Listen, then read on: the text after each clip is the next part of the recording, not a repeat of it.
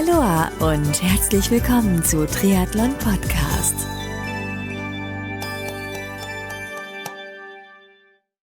Welcome to another episode of Triathlon Podcast. Today, my guest is Rasmus Barfred, originally from Denmark, if I'm not mistaken, and he's the co-founder of THEMAGIC5. Hi, Rasmus. How are you doing today? Hey, Marco. Thank you so much for having me. It's crazy. I mean, we had already a kind of pre-talk before the recording hit off. You're based in the US right now, right? Yes, that's right. I'm in New York, in Brooklyn. Been here for 7 years, so it's been a while since I lived back in Denmark. Yeah. How do you like New York, Brooklyn, US so far? I mean, after 7 years. Well, we've been here 7 years, and we moved, just me and my wife, and then the first step was we got a dog, and then we got kids and got a second kid, and, so we really like being here in New York City. Nice. In Brooklyn, I think New York City is it's kind of a pocket of its own. It's very different from the rest of the US, for good and worse. So it's always I'm always a little bit hesitant on answering the question, what is it to live in the US? I actually don't really know what it is to live in the rest of the US. I know what it is to live in New York, which is cool and exciting and busy and stressful and fun. But it's a nice city. I've been there also a couple of times already, and it's pretty energetic and it never sleeps. And what did Frank Sinatra said? If you're gonna make it there, you can make it anywhere. Yeah. Yeah. So we're still working hard on that, but that's how it feels sometimes. But it's fun. Hey, it's a challenge. It is like an Ironman, right? It's not the easy choice, but it's something that is super rewarding while you're doing it, and when you reach your goals. Absolutely, yeah, sure. Take us back. Where did you grow up in Denmark? First off, Denmark is like a tiny place with very few inhabitants, right? So I grew up in Copenhagen, 15 kilometers outside of Copenhagen, the suburbs north of the city. Very traditional family. Played soccer, went to school, very, very plug and play Danish setup, to be honest. Then I lived there for the first 19 years of my life, and then my now wife, we met when we were really young. We moved together into an apartment in Copenhagen, when we were 19, 20-ish. Cool. You said that you played soccer. What else did you do? So soccer was actually like not like my thing, but that was what I did when I grew up. And that's like basically any other, especially boys in Denmark, everyone plays soccer. And that was like the big thing. Then when people started like the high school in the US, or we call it gymnasium in Denmark, like that 16, 17 years old age, maybe 15, a lot of my friends stopped playing soccer, and we were a few guys left on the team, and we started to play with like the older guys, and I just kind of lost interest. And then my cousin, this was kind of my first peek into endurance sport. He challenged me on. He called me up one day. I was and challenged me in doing a bike race in France that he had heard of. It's called La Marmotte, where you go up a lot of climbs in the Alps, Telegraph, Galibier. I actually can't remember if it's Madeleine or Col de Glandon, but anyway, I bought an old race bike, and then me and him, my cousin, he's 5 years older, we drove from Copenhagen to France and did this bike race, and I was just instantly hooked. I was I hadn't ridden many kilometers on a bike, but I think I have a diesel engine, so I was really struggling on the first 2 climbs. But then at the top of Galibier, I could see that okay, we've been going on for a lot of hours now, and I still feel okay, right? Wow. And that was kind of my first peak at like, it took me 10 and a half or 11 hours, so I spent a lot of time on getting through. But that was my first like introduction to endurance sport, like that transition from team sport soccer to yourself on the bike, basically. But did you do also triathlon? So not at this time. So my aunt, she called me, and I don't know why, but she also wanted to challenge me. I was 18 at the time. You have a nice family, man. yeah. I don't know what's going on. But then my aunt, she called me. She just had her kid, and her first kid, and she was training for this thing that was called an Ironman, and no one knew what that was in Denmark at the time. It was the first. It was not actually an Ironman. It was a challenge back then. The challenge organization, they were the first one. They hosted the race in Copenhagen for the first, let's say, like 5 years maybe, and then Ironman. Yes. I guess, bought the rights. But then Tine, my aunt, she called me and said, "Hey, I'm doing this thing. Why don't you want to do it with me? Like, don't you want to do it too?" And this was in late May or June, and the race was in August, and it was like a full Ironman. But I was confident because I had done my mud the year before, so I was like, well, I can be on a bike for a lot of hours. I can probably run a marathon because I played a lot of soccer, but I'd never really ran a race.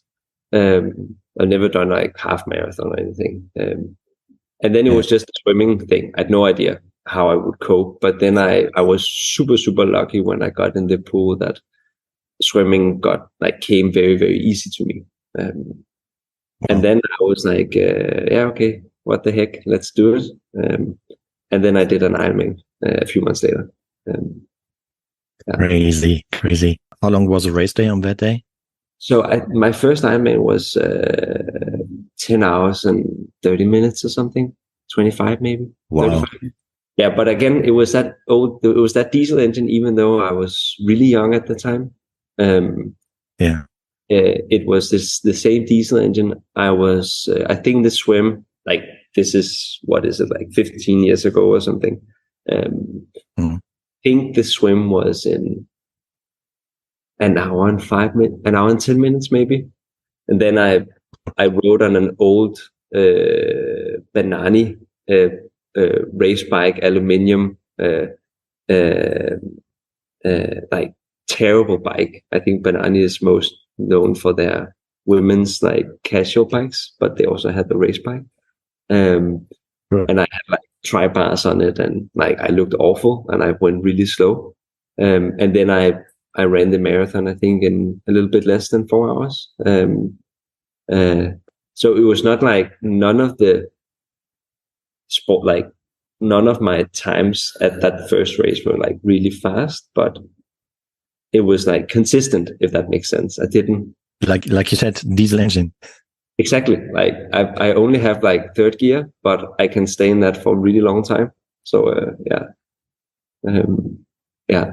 That's nice. That was the one and only Ironman which you did, or did you ever? Yeah, I've only done 2 full Ironmans, but I think a lot of things happened in my life around that time. I started my first company when I was 18, so like around this period as well. I started university studying international business and political science, and I was with Maria. We just like moved to Copenhagen, so I couldn't juggle I am a relatively competitive person, so that first Ironman gave me like, okay, this is super interesting, and I really like this challenge, the mental part of it. I was challenged by kind of not just wanting to do another one, but I started to think about some targets and how fast I should do it and everything. But I couldn't fit another Ironman in for I think it took me 5 years until I did another one, or maybe 4 years before I could fit it in. But I did a bunch of halves in between, and during these years, I always I kept swimming, I kept riding, I rode La Marmotte another few times during those years. Yeah. 2 or 3 times, and I ran a few marathons. So I kept all the sports I kept relatively sharp on all the sport. I just didn't do a full Ironman. I did a couple of half, but yeah. Wow, crazy. But we have something in common, because sometimes I hop into kind of these challenges with just a minimum amount of preparation in order to see how tough I really want it on race day, and to check out the mental part of it, how strong I am mentally. And I think this is also something we have in common. Yeah. I could definitely gain something by training more structuredly and in that sense, but I think pretty early on, when I was maybe a year after my first Ironman, when I started my first company, which was not the THEMAGIC5 obviously, but something completely different. I started university.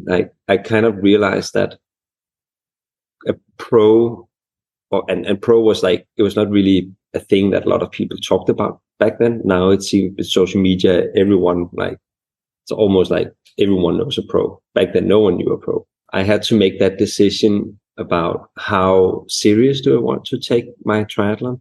And I could feel that if I took it too seriously, I got way too consumed in it. And then I lost the joy of triathlon. I had to keep it at a level where I trained when I wanted to train and when I could train. I skipped the bike day if I wanted to go to the pool, and I skipped pool day if I didn't want to go to the pool and I wanted to go for a run instead, right? So I needed that enjoyment factor to stay intact. Otherwise, it would be way too much, if that makes sense. Makes sense. Absolutely, fully understand, because I also have sometimes age groupers here on board. They don't confess it, but okay, some of them they confess, but for them, sometimes it becomes a kind of obsession, but even kind of addiction, yeah. And then you tend, or it's pretty close, it's just a thin line to that the whole sport becomes to a kind of burden, and that you lose the joy in it, which isn't worth it, yeah. So exactly, and I think that I can only talk on my own behalf, but I'm still sports addicted, right? Even though I have 2 kids and I don't really have time, I'm riding too many kilometers on my race bike. I'm road racing in New York City, right? And I don't really have time for it. I'm not that good, and I don't train structurally, and I could be way stronger than I am if I did it in another way. But what I realized when I was super young was, even you go pro and then that's your entire life, or you accept that you're an amateur and the sport, and it has to be fun while I do it. I have to enjoy it, right? And if I had too hard of a time target, if I had a schedule that I needed to follow, me personally, I lost the joy from it, right? It became like a burden. Oh, I have to go in and do that 4K swim set, even though I'm tired, and I don't want to get up at 5:30, right?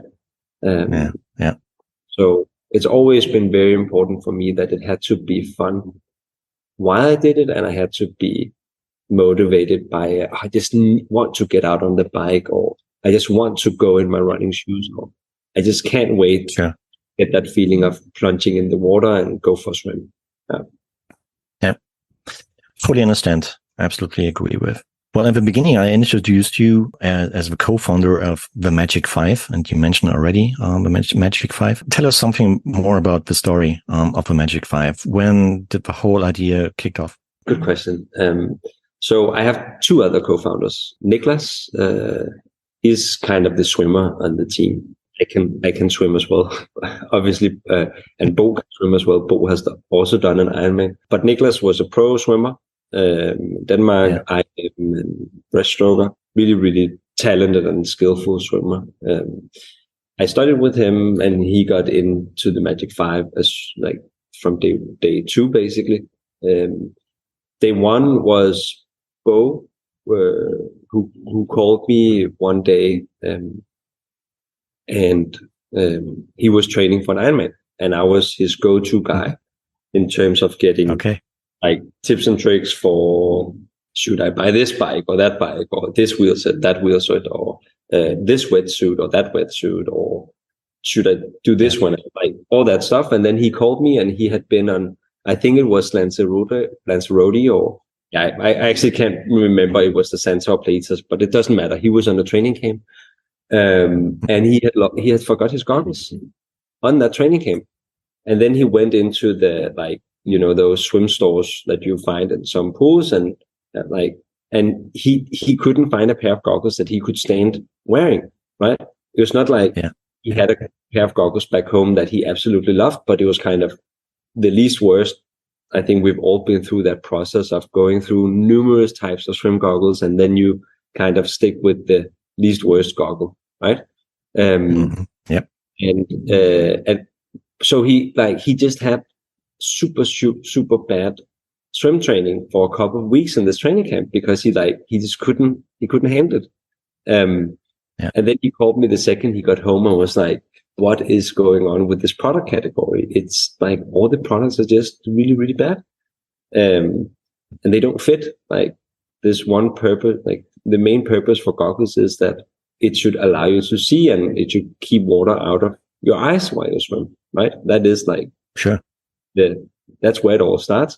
And here we are, 7 billion people, and one size fits all goggles, right? Like, of course that doesn't work. And then on the phone, he kind of pitched the idea that, hey, maybe we should look into this market, figure out what it looks like, and how can we make a better product. And that's how it started. Okay. For the next couple of weeks, we got together after work. Like, I was working with mergers and acquisitions at the time in the chemicals and media industry. And then in our spare time, we got together and kind of brainstormed on how could we develop some technology that would allow us to sell a product at a competitive price point, so similar price point as other products in the market, but sell it online, direct to consumer, and then, you know, get data on everyone's faces so we could make a tailored product, right? That was like the vision from the beginning. And that's how we started. Yeah. So we're talking about which year? So this was in, I think he actually called me in late 16, right? But then it's many other good ideas. It takes some time before you have to think about it. And like, I had a job, and he was a CEO in a bigger software company and had a big job, right? And so it took us 6 months or so, roughly, to get to a place where we knew enough about the market, where none of the technology that we use to create the product, all of that technology we had to develop from the scratch, right? Design and code and do everything, right? Nothing was available. There's no shelves on the online where we could just go and buy a license for something. Everything we had to develop. So we kind of had to lay the foundation for all these technologies and understand them, and how could we work and improve them over time, yada, yada, yada. So it took us around 6-9 months before we were at a place where we were ready to quit our job and go full on the Magic5. Well, that's a pretty big risk which you took, yeah? I mean, to step out of a comfort zone of, being employed in a kind of corporate world, and then step out in order to do your own business, Were you guys a bit afraid of this step? Yes and no. I think for both of us, both me and Bo, we were in the very fortunate situation that both of our wives had some really good jobs. So when we went to them and pitched, hey guys, how about we move from Denmark, move to the US, quit our jobs, and then you two, our wives, right? You finance all of this. And I love that spirit. Luckily, they were on board. And so Bo and his family moved, and me and my wife moved. My wife had one criteria, and that was she only wanted to live in New York in the US. So that's how we ended up here. Bo's wife, when she approached her company to get a transfer to the US from Denmark, she was working for an American company, so they could help out with visa, and so was the situation for my wife. So that was like some luck there. Bo's wife, that company she worked for said, yes, you can come to the US, but you have to move to Charlotte, North Carolina. That's why we have a job for you. And then they did that, and we, and then Niklas, the third co-founder, he was actually still an active pro swimmer at the time, and he lived in Austria. He was training at an academy that was specialized for breast swimmers in Austria, in Graz. So he was remote anyway, and it was a perfect time for him to devote time on building this swim company with us, because he was at the fall of his career, the end of his career, if that makes sense. So your pitch in front of your wives has been successful, obviously. That was honestly the most difficult pitch we have had to go through yet, but it worked out. And, no, it was not difficult because, to be honest, they have been extremely supportive from day one, right? And we've all known that this couldn't have happened without them, right? It's like you are a team. We've been a team, and so it's been a huge part of it. Awesome, I love it. So you moved to the US. Why to the US? Because of the market size there, the potential market size, or exactly the market is bigger in the US. The market is it's actually not bigger than all of Europe, right? But it's one market. It's easier to kind of attack the US market versus attacking a lot of countries in Europe, right? That was like one part of that equation of why we moved. Honestly, the biggest part of the equation was personal curiosity, right? We are super fortunate to come from Europe, from Denmark. I love Denmark. It's best country in the world. I'm very unbiased here, hence the irony, right? But Maria and I, my wife and I, when we made this decision together, we looked at each other and said, okay, what is the absolute worst case scenario that can happen here?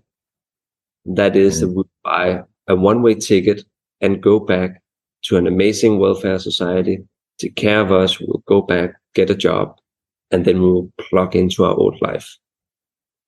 Right? Sure. And I think as soon as we got our head around that and was like, yes, we have a great apartment in Copenhagen, but we could just rent that out, right? It's very much about your mental attitude towards it. It's the same as any triathletes, right? If you talk to someone who's not a triathlete and you say, hey, I'm about to swim 3.8 kilometers, ride longer than most people even want to drive in a car, right? They want to like be in a car for 180 kilometers, but you're riding it on a bike, and then you ride a marathon. If you think about it, it's crazy, right? But you get through it because it's the mentality around it. That's where you win, and that's what sets triathletes apart from so many other sports. And it was the same part of my brain that allowed me to get through La Marmotte the first time when I was really, really young and had no experience on being on a bike, right? Moving to the US, that same mental take one step at a time, right? No, it's good. I love the spirit because, sometimes you need to take a risk in order to find out what you're capable of. Yeah. What is the worst thing which could happen? Yeah. And, that it's maybe not meets the market demand, and that you then go back into the old life in Denmark and proceed. That's it. Exactly. But in any case, you would learn anyway. Yeah. So I would, exactly. And that's the other part of it, that you only have one life. And to me, like a big part of life is getting experiences and going out and exploring and see things and And there's a lot of like, you can go on LinkedIn any minute and get any like, everyone is an expert in any field, right? And a lot of bias, and the worst decision is the one that you don't take, and all like a lot of things. I'm much more like a doer, or like focused on not what people say, but what people do, right? And I don't get any experiences if I don't try anything or make a bet, or True. Fully agree. I mean, I did the same with my podcast here 11 years ago. Yeah. When basically nobody knew what a podcast is. First years I had to explain my guests what a podcast is. Yeah. But it doesn't hurt. Yeah. At all. It was really. Yeah. But that's how it is when you work with innovative and new things. You have to be able to see the future and see, and or have a vision for what this is, and thinking years ahead and like, hey, you know what? It makes total sense that people want to listen to podcasts, because radio is like, it's super great, but it's annoying if the show is not on the second that I'm in my car or that I'm on my bike. Exactly. Why don't we record something that's interesting, and then people can listen to it when they want, right? It's a no-brainer. Exactly. Yeah. Should be a no-brainer. I mean, for me, it was a no-brainer. So then, I started just out of curiosity how it would unfold, and here we are. Okay, so you moved over to the US, and at that time you had a prototype of a Magic5 product already in place, or just the idea? We had a prototype of the product, but it was let's call it a non-working prototype.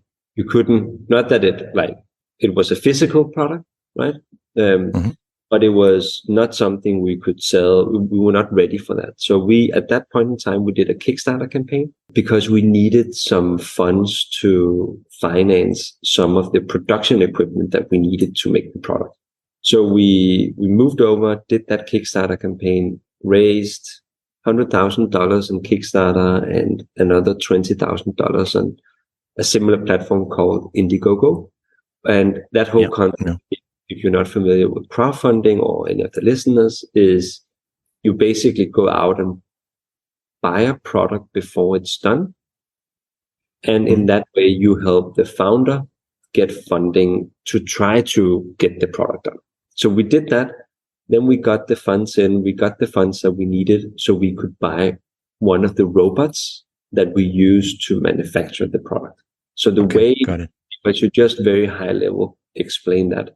The way the product is made is that the glass and the temple and the strap is mass produced. Same factories that produce swimming goggles for Speedo, Arena, and Tier, and the other brands, right? Then the gasket of the product, the part of the goggle that touches your face, the gasket, normally that gasket is like, has a little flip on it, and that flip creates the suction feeling when you squeeze it into your eyes, right? Yeah. Our goggles work in a completely different way. So the gasket doesn't have a flip. Gasket is a silicone compound that is cut to reflect the exact curvature of your eye socket. That means when you wear the goggles, they naturally kind of sink in place into your eye socket. So you need a very, very minimal amount of tension on the strap for the goggles to work. That makes it way more comfortable and all that stuff, right? That's what really makes it unique. So the way that we customize the shape of the gasket, the part of the goggle that touches your face, is a robot that goes in and cut the goggles to reflect your eye socket. And that robot, now we have 7 of those, right? And they are producing goggles, all that. But we needed to buy one of those robots in the very beginning to be able to get that part of our production line up and running. We did that and spent like the rest of 2017 and most of 2018 and getting that production line ready for, if that makes sense. Sure. It makes sense because I also agree Kickstarter is, crowdfunding upfront is a pretty good idea in order to not only to collect funds, but also to see what kind of demand you're talking about here. If there's really customer demand out there or not. Because there are many Kickstarter campaigns out there which doesn't meet the required funding goal, And for the founders, then in that case, it's a clear sign. Okay, maybe there's not that much demand as expected, but in your case, you fulfilled the demand. Yeah, exactly. And the expectations and the goal. Yeah, we exceeded our goal. So our goal was $50,000, and we raised 100,000 on Kickstarter. So that was that was a really, really good and an encouraging sign for us. Yeah. So what kind of feeling was it when you had the first final product in your hand, and maybe also swim with it? Well, it was amazing. We built the production in Charlotte in North Carolina, where my co-founder Bo and his wife moved to, right? So we built the production line up there. We were all together for we spent a lot of time in Charlotte in the first 2 years. Bo obviously lived there, but me and Nicholas traveled there all the time. And it was amazing to jump into the pool with the first robot-made goggle, right? What we didn't know at the time was that the pool that we went to in Charlotte, it's called SwimMag. And a few years before we were there, all the biggest swimmers in the US trained out of that pool. It was like the hotspot. So a big US coach, Dave Marsh, and the Michael Phelps, and all that crew, that entire crew trained in that pool for years. And we didn't know that.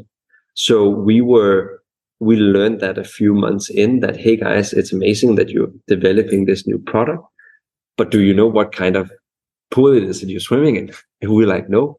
And then we got the story about SwimMag. I think for a lot of Europeans, it doesn't really resonate anything, but a lot of swimmers in the US, they certainly know the SwimMag pool in Charlotte and the whole atmosphere and vibe around that pool, which is really, it was an amazing experience, right? To get in, we've been through. We started out on a whiteboard, designing and developing the product and developing all the technologies. So being able to, the way you get our product then is that you buy the product on our website, and then you download and scan your face, and based on that scan, we get the data, and our technology understand the data, so our robots can go in and customize the product to your face. Developing all that technology infrastructure, develop the app, develop our fitting technology. So when you do the scan in the app and we create a 3D model of your face, there's a lot of things that happens in between before the robot is ready to produce the goggles. Seeing that whole value chain come to life and was amazing. It felt a little bit like magic for ourselves. Yeah. Maybe stupid question, but why is the company named THEMAGIC5? Right before we did the Kickstarter, I called one of my good friends, Morten, in Denmark. He is a brand and communication expert. And I was like, hey, Morten, I need your help. We're building this new product, and I need a brand name and some identity around it. And then over the phone, I pitched it to him, and it's like, I wanted to give him a cup of coffee, but I wanted to get him interested, right? So I was like, we're going to make this swim goggle. 95% of the goggle is basically the same as any other goggle. And then it's the last 5% of the product where the magic happens, the gasket that gets customized to your face, right? At that second, Morten, my friend, he knew what our name should be. But then he invited us in for a workshop, and we did all sorts of sessions to discover that our name should be THEMAGIC5. What we really liked about the name is that it tells you something about how we as a company and as a team think about products and technology, right? There's a lot of products that are over-engineered and that has a lot of technology in them that a swimmer or triathlete or something else that you don't really need, right? For us, the balance is how do we make a product using technology that actually makes a significant difference and solves a real problem, right? And Sure. the technology that we've created, from scanning your face, being able to automatically position the goggle on your face in 3D space, and then produce it with a robot, right? That whole value chain, we can use that to make ski goggles, to make helmet products, to make other things.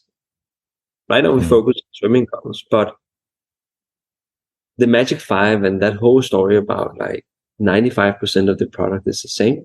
What you get from us is something that fit hand in a glove, right? Because it's tailor-made. It's our technology that does it, right? But the glass is the same as any other swimming goggle, because we don't really need to change that. The strap is the same, right? And for us, it's the symbiosis has been, how do we create this product and make it accessible? It's not difficult. It wouldn't be difficult to make a custom product if we charged $500 for it or $200 for it. What is really difficult is to make a custom product, custom fit product, and sell it for $60. Same price as your good speedo, good arena goggles. Yeah, absolutely agree. And I mean, I have also a strong swimming background. I was swimming also competitively when I was younger. And also now I restarted swimming here in southern France in a master's team. And I mean, it was painful to find the right goggle in the past, but it hasn't changed. Yeah. Because, and the thing is, sometimes you order, and then, I mean, you just find out in the water if the goggle fits or not. And sometimes I also tested different versions and models, and sometimes it was really ugly because, I mean, the glass was sitting directly on the eyeball, which is not really funny. Yeah. And, and there were so many variations, and it's really hard to find. I mean, it was so far hard to find the right swimming goggle. Yeah, obviously we have a remedy, a solution for that topic here. Yeah, exactly. Awesome. Exactly. So you got almost double the size of amounts which you funded in the Kickstarter campaign than expected. But when did you start to run into kind of mass production? Kickstarter orders were fulfilled in the summer 2018, right? Yeah. That was around 1,500 customers that we got through Kickstarter. Cool. And then 3 months after that, we kind of opened up for the rest of the world. All right. What is interesting is when we started fulfilling the goggles for the 1,500 customers, our technology was really good at scanning your face and getting that data out. The difficult thing about our technology is the step between that scan and the 3D model of your face, and then our robot that produces a goggle. Everything in between is called our fitting technology, or optimal fitting technology. And that technology is basically a huge set of rules and algorithms that understand how to fit the goggles on a face. And it doesn't care whether it is fitting one goggle to a face per hour or 10,000 goggles to a face per hour. It all happens automatically. It just goes boom, boom, boom, boom, boom. All of this is based on data and machine learning, right? A lot of buzzwords like AI and machine learning. What it typically means is the more data we get, more experience we get, better product we can deliver, because the more experience our technology has in working with the data. So that was something where it was super important for us to get feedback from our first 1,500 customers on how did our fitting technology perform, right?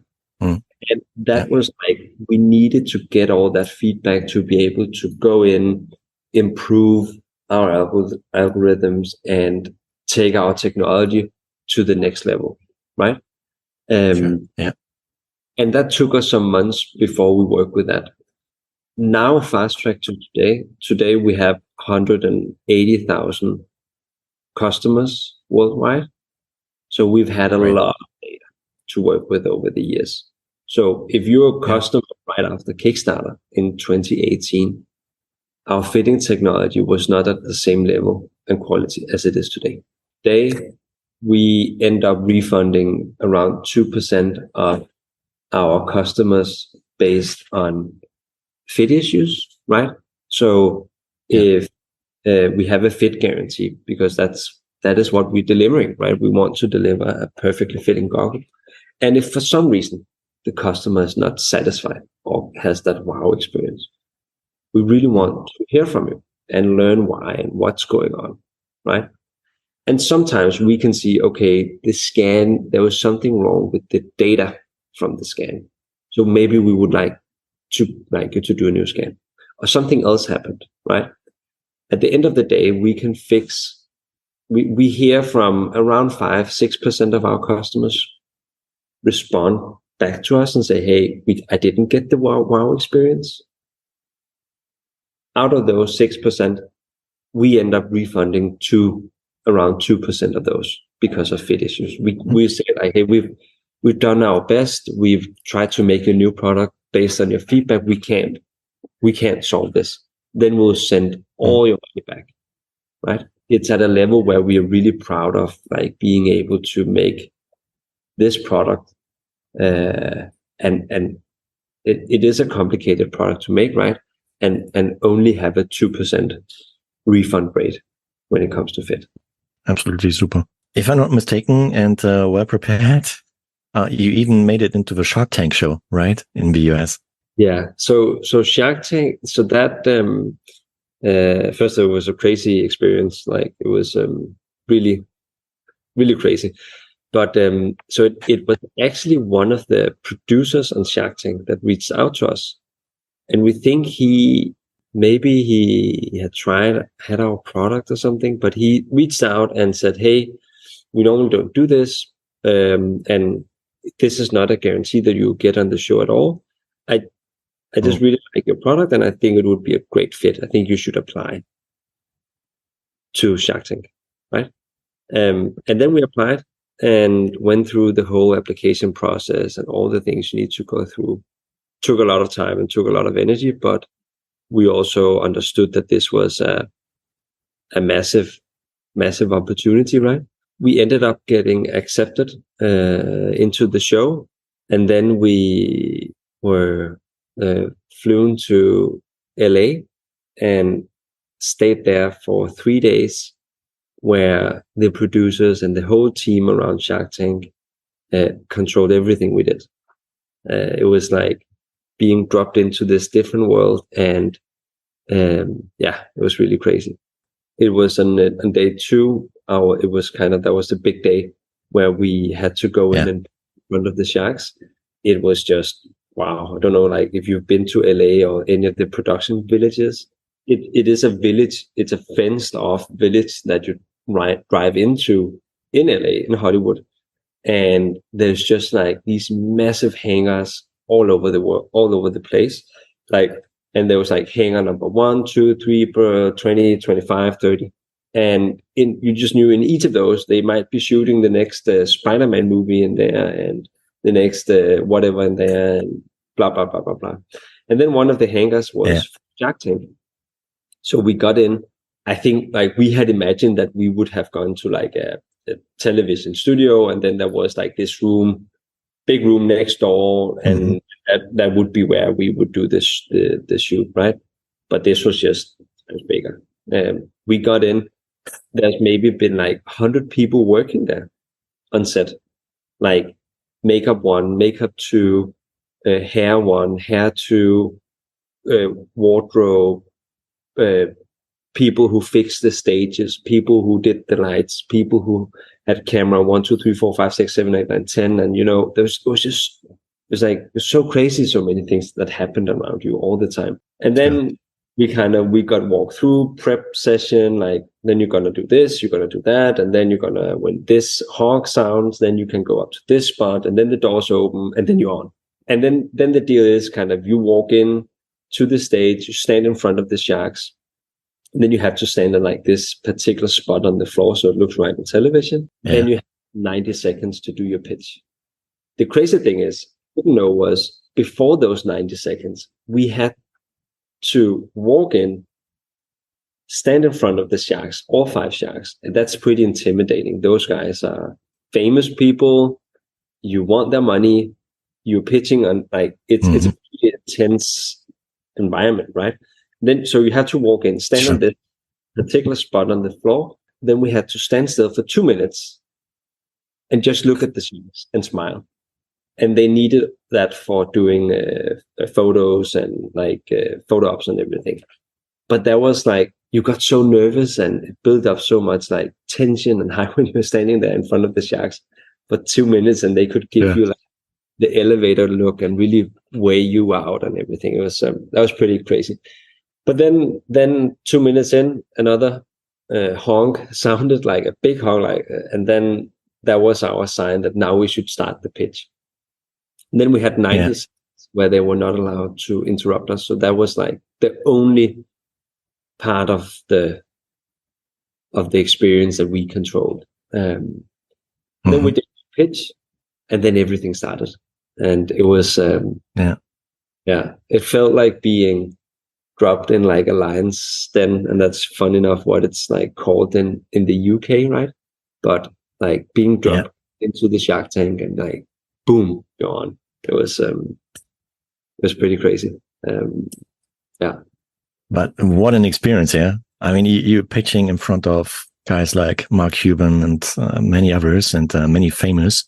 Yeah. And as you said, I mean, you're there for a certain purpose in order to raise money and to get money in order to grow your business. Yeah. So it's kind of pressure situation, man. And you also know that it's like you can get a lot of good publicity out of it, and you can get a lot of bad publicity out of it. So you really want to end up in that good bucket and not be one of the companies that they kind of laugh out of the tank. I think after our 90-second pitch, and people can see this online, but online you can only see the thing that went on television, which was like around 12, 13, 14 minutes. We were in the tank for 55 minutes, so it was way longer than we discussed. They just condensed it down. But after our pitch, the first 5 minutes, they had to get their head around, okay, this is not a swimming goggle company, right? This is something completely different. This is one of the first cases, if not the first case, where we've been successful in basically mass producing custom fit products at a low price, right? And be able to fulfill it quickly and all over the world. It was Mark Cuban who first saw that. So he, at 5 minutes after our pitch, he made a comment that was like, hey guys, this is not a swim goggle company. This is a robotics company. This is a tech company, right? And we could just see all the other sharks, boom, then everything changed. From after those 5 minutes, it ended up being a crazy experience where everything was like amazing and positive, and they could also see why swimming is a really interesting market, and triathlon, and especially swimming is a very under commercialized market. There's a lot of people that swim, but not you don't have Nike doesn't have a big presence, or Adidas, or right. We have speed or reach here, but there's not a lot of competition in the space, and then the whole atmosphere kind of changed, and it became more discussion of who would be the best investor for us, and not whether we got an investment, right?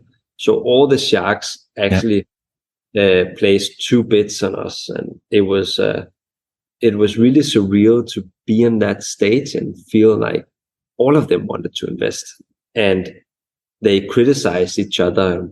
Why Mr. Wonderful, one of the sharks is called Mr. Wonderful in the US, right? A very American reality name, but why he would be the worst investor for us, why we should go for Mark Cuban or Robert Herjavec or someone else. So it was like we were really blown backwards. It was crazy. Yeah. As I'm not mistaken, you got a funding, right? Yes, we ended up making a deal with Robert Herjavec and the show, and a little bit the same as in Kickstarter. He placed an offer for we asked for $500,000, and he offered $1 million. Then it's not only about how much money you raise, but also at what valuation. That's a big component of it, right? Sure. It was still at a good valuation that we wanted to accept. So we took that deal on the show with Robert, and it was one of the biggest valuations of the show. And $1 million is also, that's a lot of money, right? It's a absolutely sizable check, and also one of the biggest investments in Shark Tank history. So it was really amazing for us. But then after the show, something amazing happened.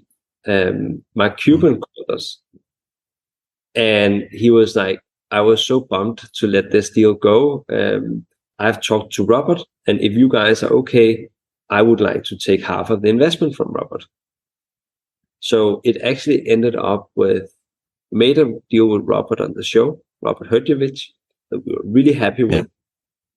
But then afterwards, Mark Cuban joined and split the investment with Robert. So now we have both Mark Cuban and Robert in the company. And as late as 2 hours ago, I exchanged a few emails with Mark. So like, he's super engaged, and it's been a great journey. Nice, love it. So both of them, Robert and Mark, they are also swimming with the THEMAGIC5 goggles already.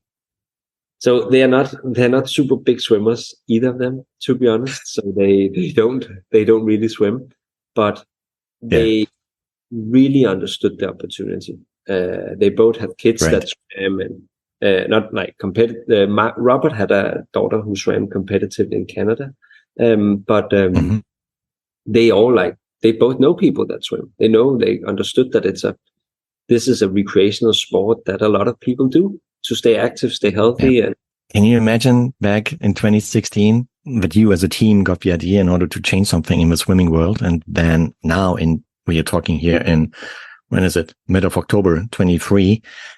And so how everything has unfolded, and as it is right now, it's crazy, isn't it? What a journey. It is really crazy. It is, it's been a lot of hard work, and it is, but it's crazy. It really feels just like you said with your podcast, when you started that, it is, that was a very new thing 10, 11 years ago, right? When we started the THEMAGIC5 and told people that, you just scan your face in your phone, and then we can make a custom product, right? It was, people didn't believe it. It was like, that can't be true. Is that even possible, right? We still get that experience today, right? And even today, they're not like, it's still very innovative and new technology, the things we're working with, and it feels amazing to be the forefront of whatever you're doing, right?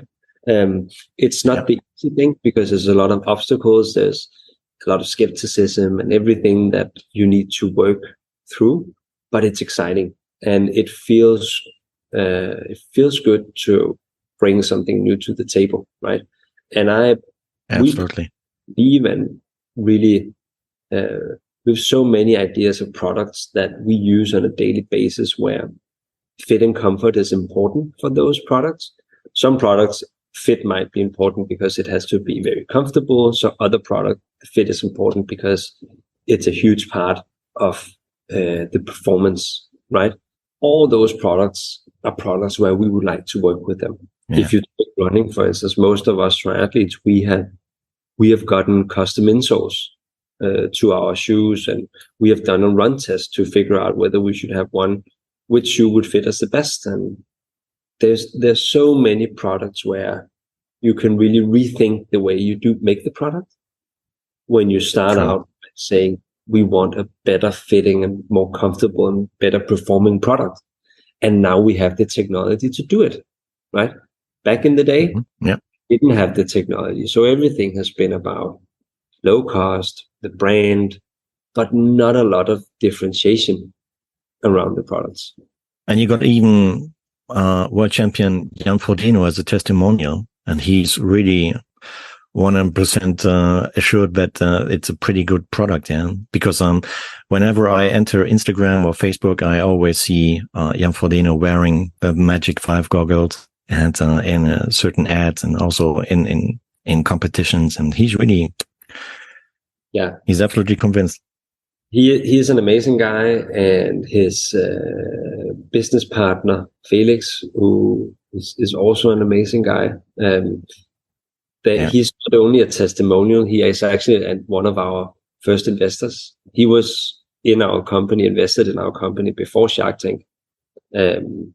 He was the second athlete, high-level athlete that started to work with us. Ben Canute, an American triathlete, was the first athlete we started to work with when we were very, very, very small. No one knew about us.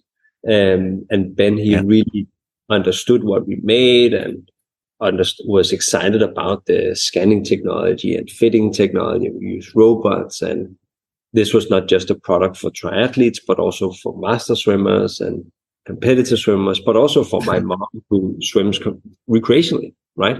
He was super excited about that. But a little bit later, we got in contact with Jan and Felix, Jan Frodeno and his partner, business partner Felix. And he scanned his face, and we sent him the product, and we got his feedback, and he thought it was a cool product, liked it. But he said that he got a little bit of leaking on one eye, right? And then we was like, okay, let's look into the data, what I explained previously. Like if that happens, let's look at the data and see what we can see, and if we can fix it. And then we fixed it, sent him a new product, and then we didn't hear from him, and we were like, oh, bummer, we missed the opportunity, right? But then, do you remember when Jan Frodeno did the charity, the Ironman in his home in Girona? During pandemic, Yeah, so of course our entire team are huge fans of Jan and were fans at the time. So very early in the morning in US time, I got a call from one of our employees back then, Alex, who had actually made Jan's goggles with the robot. And he was like, oh, Jan is wearing the product. He's wearing the goggles in the Try at Home event. And then it turned out that he really loved the product that we sent the second time as well. And he could feel how we were able to work with the data and fix his issue. And then he did the Ironman at Home in the goggles. And then they reached out to us a few weeks later and apologized that they hadn't gotten back. They'd just been so busy planning this whole event, right? And then he was like, hey, I would like to be an investor in the company because I like it so much, basically. Cool. So, nice.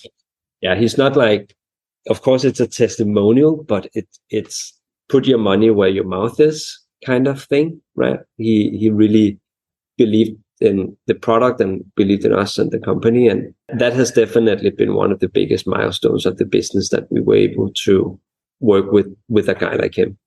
Yeah. Where can people who are interested in learning more about the product, the Magic 5 customized swim goggle, where can they learn more about it? You have a website, right? TheMagic5.com is where you can go in. That's our website. So you go in, buy the goggle that you like. And when I say that, it's about the tint. Do you like a clear goggle, a blue goggle with no mirror? Do you like a goggle with a mirror coating? If, like, say you swim open water swimming and you want some mirror coating, or you just think it looks good, right? So you go in, buy the product that you like, or pick a bundle. We have like an indoor-outdoor bundle, and so there you get a little bit of discount if you buy two goggles at once. Get an indoor goggle and an outdoor goggle, and the difference there is only the color of the glass. Then you place the order, buy it. Then you download our app in your app store, and you can download it both for Android and iOS. Download the app, and then you scan your face. So what happens when you open up the app? It says that, like, it asks you to add in your order number, right?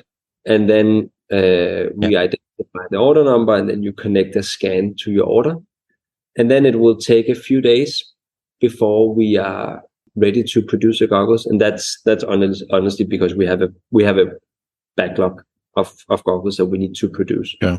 So after a few days, Sure. your goggles should be produced, and if you're in Europe, your goggles are produced in Copenhagen. If you're not in Europe, your goggles will be produced in Brooklyn, in where I am right now. I'm in the production. All right. Okay. Yeah, part of the business. Okay. Got it. A few days later, we'll produce the goggles, and then it will take like 3 to 5 days shipment time, depending on where you are. Like, yeah, that stuff. Sure. Got it. So it's super easy. TheMagic5.com. Go in, find the goggle you think looks cool, and then submit a scan. Then you should follow us on social, everything. Like we are all about on Instagram, TikTok. If you want to see and hear cool things from athletes.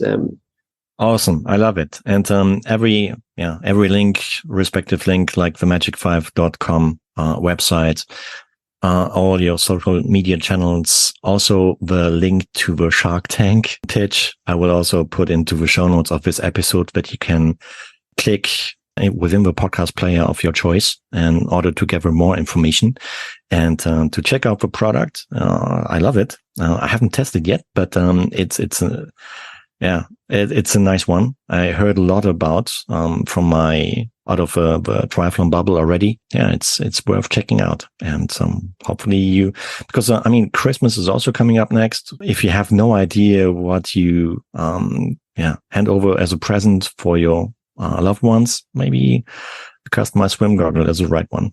Stupid question. Are you still hiring maybe? Are you looking for new staff? Because I could imagine that your company is growing right now. Yeah. So we're actually looking for some content guys that are really strong in copywriting and communication. That's what we are. That's one thing that we're looking for right now. All right. Yeah. Okay. Cool. So maybe you heard it as well. So they are looking for copywriters. If you're interested, just get in touch with the guys. I think also via website, TheMagic5.com, right?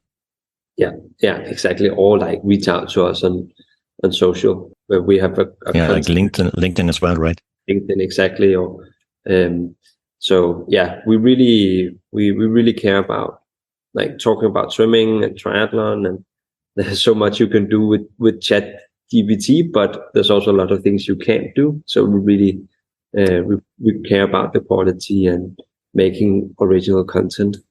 So that's really why we're focused on that part. Yeah. And I'm a subscriber of your newsletter. It's also worth subscribing your newsletter because I learned from that that you have also other products now in the range, like Pool Boy and I think swimming boards and all that stuff, right? Yeah. So we launched like I would say a limited range of swim equipment that to us is like the essential stuff that like it's basically we looked at our team and Niklas as a pro swimmer, me a triathlete swimmer. What do we bring every time we go to what are the essential stuff, right? So that's basically what we have introduced and done it in a not like a flashy design, but more classy, like a little bit more minimalist Scandinavian style. So try to make that expression a little bit cooler, I would say. It's basically like a kickboard and a pool boy, as you said, but then also our favorite finger paddles, not the big ones, but the small ones, because that's actually what most people would benefit the most from, because it's you get a lot of injuries from the big ones. It's too hard of a pool for most swimmers, and especially triathletes. Sure. They are way better off working on the catch in the water and the feel of the water. Yeah. And small finger paddles is actually a really good training aid to do that. And at the same time, it does give a little bit of resistance and strength training as well. And then we've developed a snorkel together with one of our athletes, Kasia Vasek, who is she's the second fastest female freestyle swimmer in the world right now. She's an Olympic swimmer, been to the Olympics 3 times, and like she wears our product, but we developed this snorkel with her that has like a rotatable feature, so you don't need to take on your snorkel on and off in between your different technique sets. And snorkel is also a very overseen piece of equipment for a lot of swimmers, particularly triathletes. If I really want to work on my rotation in my shoulders, for instance, or something very specific, I always wear a snorkel, because then I can focus on that one technique drill that I'm working on, right? That's really, we wanted to make that product.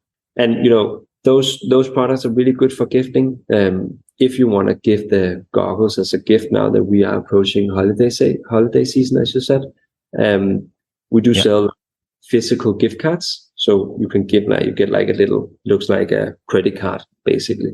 Mm-hmm. And you can give like a voucher for the product. And we sell a lot of those during November and December. Yeah. Great idea. All right, Rasmus, hey, thank you very much for taking the time. It's been a long recording, and I can assume that you're quite busy, right? Yeah, we actually just while we recorded, we just received a container with 20,000 goggles that are like non-customized yet. So my team right now is working down here on emptying that container, and then we need to get it into the warehouse. There's a lot of things to do with running the business and kids and family and everything, but it's fun and it's all good stuff. Big respect here from my side, and also I think from my audience, that you were courageous and had the courage in order to set up your own business together with your co-founders, and that you moved over to the US in order to fulfill the dream and to realize the Magic5. And you can be really proud, and I'm pretty curious about the future of the Magic5, how you're going to develop the business within the next years, and big respect here from my side. Thank you so much, Marco. It's really been a pleasure to be on your podcast. I've enjoyed it too. Thank you. Keep it up, and best of luck for the future. Whenever I'm going to make a trip with my family to the US, I will let you know. Maybe we're going to meet in person one day. Yeah, 100%. Like, you should come by the office for a beer and check it out. That's very Danish. Exactly. Yeah. Yeah. How's it called? Hygge style or Hygge style or? Yeah, Hygge. Yeah, exactly. Yeah, that's exactly. Again, thank you very much for taking the time. It's been a pleasure, and I could talk for hours with you, but I will let you go to the team. All right. Hey. Thank you, Michael. Have a good day. Thank you very much, and have a great day as well. Bye-bye. Bye. Well, I hope that you enjoyed this podcast episode. All the respective links, as I mentioned before, I put it into the show notes of this episode. And if you don't want to miss any further episodes of Triathlon Podcasts, simply subscribe to the podcast in respective players like Apple Podcast or others. All right. So then, thank you for tuning in, and I wish you a great time until the next episode. Cheers, Marco.